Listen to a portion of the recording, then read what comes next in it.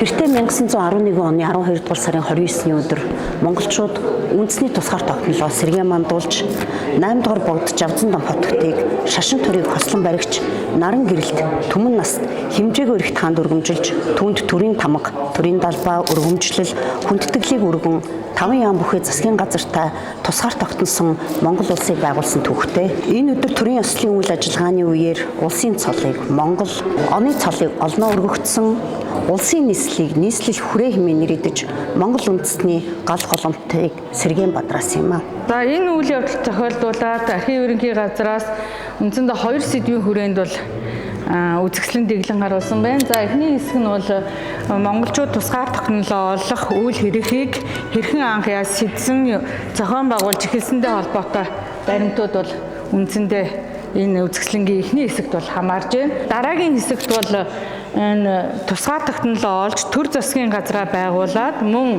одоо 8 дугаар богдыг бол бид бүхний мэддэг 8 дугаар богдыг бол Монгол Улсын эзэн хаанд өргөмжилсөн за мөн 5 яамыг байгуулж одоо сайд нарыг томилсон эдгээртэй холбоотой баримтуудыг бол одоо дэлгэн үзүүлсэн байна. Тухайн үйл явдалд хэрхэн яаж өрнөсөн бэ, ямар үр дүн төрсөн бэ гэдгийг шууд элтгэн харж үзэл сонирхох ийм баримтууд бол одоо Монгол Улсын үндэсний төв архивын сан хөмрөгт их хуваараа бол хадгалагдаж байна. За манай сан хөмрөгт хадгалагдаж байгаа гэрэл зургууд нь шилэн нэгтвээр хадгалагддаг, мөн хальсан тэгчин дээр хадгалагдаж байна.